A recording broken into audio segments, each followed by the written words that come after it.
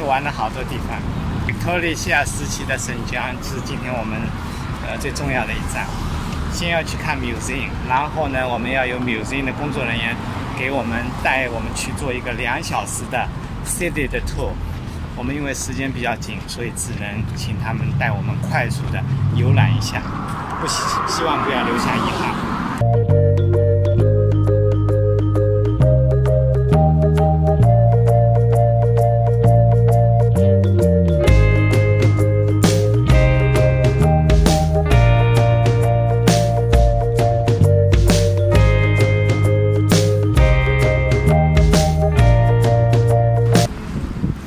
我们现在来到了 New Brunswick 最有名的 New Brunswick Museum。St.John have another downtown, right?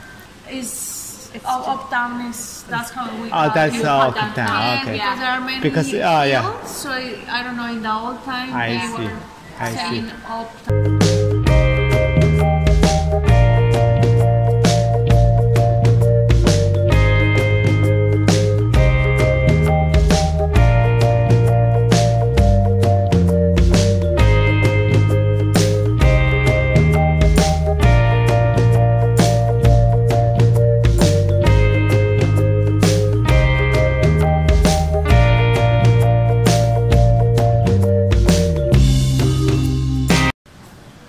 看见吗？拍到Fundy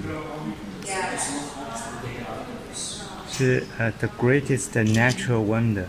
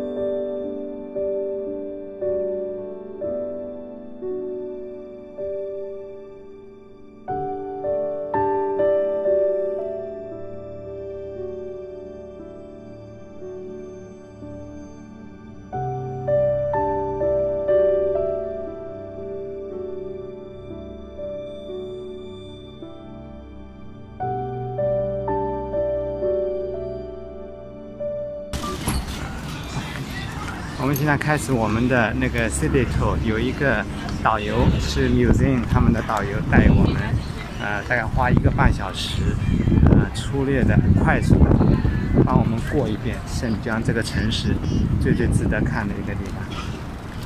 Alrighty, so welcome to the tour. My name is Simon, by the way. If you have any questions during the tour, feel free to stop me. I'll try my best to answer them. So our first stop is to observe the tides of the Bay of Fundy, New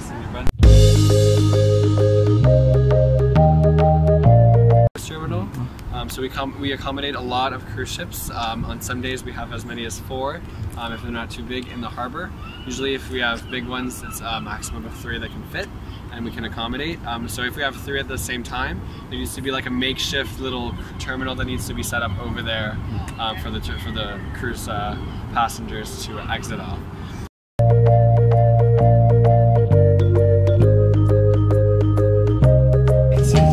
Welcome to the Celtic Cross Memorial. So you guys are lucky. We don't have the typical St. John fog today, so you're able to see Partridge Island right there. Yeah. I did this tour for the past 2 weeks, and none of the time. Oh, the foggy. So you guys are lucky.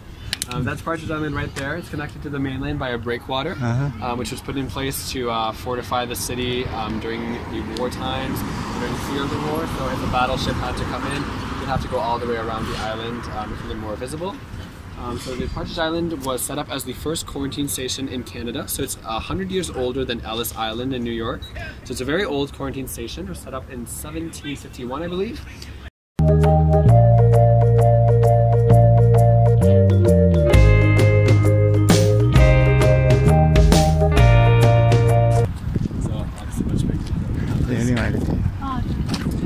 Yeah, so right here we have these Three Sisters lampposts. So the term Three Sisters comes from the urban legend that this lamppost was established to represent these three sisters who were each married to sailors or sea captains who were like eagerly waiting the arrival of their husbands back from sea.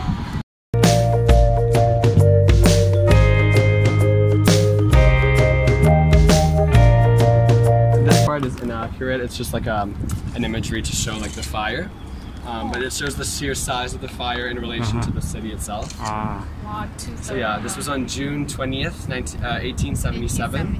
Right, and this started in a factory. They were working on some machinery, and a little spark caught in a little a pile of haystack. And it was very dry, but they weren't too worried because factory fires happened all the time, so they figured it would put itself out like usual. But this one didn't. It was very, very dry that season, so all of the wooden buildings kind of caught fire very, very quickly. And these houses survived the fire even though they're made of wood. So these are extremely special to our tour because it's very rare to see a building that was around during the Great Fire made of wood, especially, that is still around. So after the Great Fire, there was a law that was passed that each building had to be made of stone or brick to prevent major fires like the one that just happened. So we'll head down the street and see some more buildings that perhaps were affected by the Great Fire.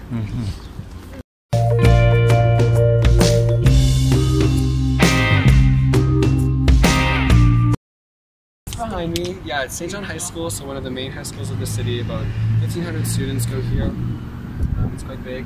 It went through a lot of changes to end up being where it is today. So first of all, it was the first establishments, I guess, of the high school were the St. John Grammar School, which was established in 1805, making it the oldest high school in Canada. It's obviously no longer in use, but it was the firstly established high school in Canada.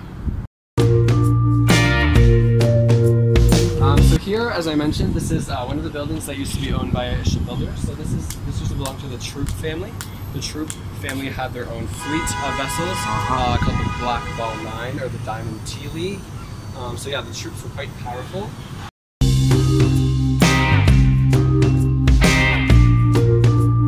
Alright, so this is the Seamen's Mission. It was founded by Lady Tilly, who was the wife of a very important politician in St. John. The Seamen's Mission was founded in 1897, but officially opened at this location, so it moved in 1908. So the Seamen's Mission was essentially like this bed and breakfast kind of place for sailors to come by. The Lady Tilly would and her staff would offer like a warm bed, a nice meal for the sailors to enjoy. A lot of them had really rough conditions on the ships, very humid, usually hammocks or little mattresses that weren't very comfortable. So it was nice for them to come to a place that they could have a warm bed and a nice meal. But the trick into that is that Lady Tilly was a prohibitionist. So she was not for the dispensing of alcohol. So she did not want the sailors to go into the taverns that we have in the city. So instead she kind of lured them to her Seaman's Mission, who did not serve alcohol, by luring them with the warm bed and the nice meal. So a lot of sailors did take up her offer and refused to drink in St. John and then just went in her mission to spend the night instead. So she kind of used her little tactic of a warm bed in exchange of no alcohol.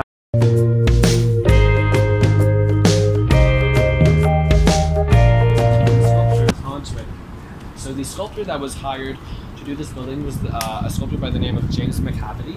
And each and every one of the sculptures above the windows and above the pillars, they're all different, so none of it is replicated. So they're all different. You can imagine the time and what it must have took to really carve those out. And yeah, a lot of details, a lot of things that are depicted are sort of like plants, flowers, vegetables, animals, things that are very lavish, luxurious, kind of depicting this very grand, lush lifestyle to give the bank a very rich kind of feel. But James McCavity was sort of a trickster. He liked to sneak in little messages in his work. So if you come right here, you can see above the pillar right there, there's a sculpture of this little monster swallowing money. So he sort of stuck in the message that the bank owners were very greedy. So he was a very sneaky artist that liked to sneak underlying messages. There's one across the street as well that he did. We're going to see in just a second.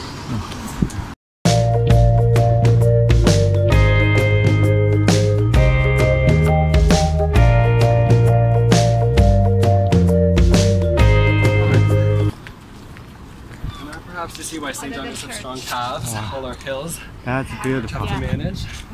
But yeah, this is Trinity Church.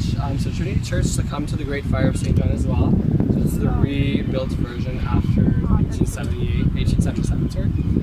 So yeah, Trinity Church again has a lot of architectural styles by the sense that they have different stones that are employed for different purposes. So you can see the sort of gray stone covering most of the walls, then a different kind of stone for around the windows, different kind of stone for the roof, and then a different kind of stone for those marble columns next to the door right there. So again, a lot of different types of stone that are kind of put together to create this grand church. Way up at the top, we have the Trinity Church Salmon that sits right above the that's salmon right fish, yeah. It stands at about 6 feet, so about my height, quite big. And the reason, the urban legend goes that the reason that the fish was put there is because the church down the street was a little bit taller than this one, and they wanted to be closer to God, so they put the salmon there to be taller than the other church, just to kind of edge them out. Alright, so right in the middle we have our bandstand that was established in 1908. This was donated to the city by the Cornet Band, the official cornet band of the city. Back when instrument bands were a lot more popular in the city, those bands made quite a bit of money playing gigs around town. We had enough money to donate this to the city, and then it was restored in 2013 by the Irving. So the Irving family is very wealthy in St. John. They own a lot of oil companies, so they restored it.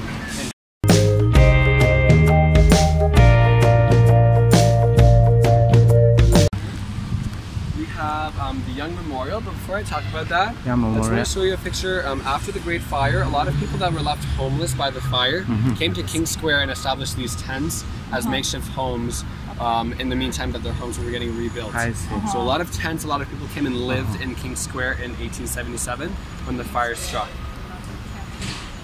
So everybody that was in King Square also worked on the new establishments that were getting built while they were living here. So sort of like as a payback to the city for letting them live here with the tents, they would help out with the construction of the new buildings. Sort of as an agreement to work for free, I guess, housing. Housing, yeah. Housing during the, after the fire. But the Young Memorial commemorates an event in St. John that was quite beautiful / tragic. So the two boys you see here, the younger one was a little boy that was drowning in the Courtenay Bay, which is on the other side of the peninsula. An older boy by the name of John Fredericks Young jumped into the water to save the younger boy, but eventually drowned with the little boy. So both of the boys drowned on that day, which was quite sad. But what was shocking was that one boy was Anglican and then one boy was Catholic. So back in the day, both religions did not really speak to one another. There's a really big divide between the two religions, but the boy tried to save the other one anyways. And so after this happened, the day after, both of the churches rang their bells at the same time to commemorate the two boys that were killed together.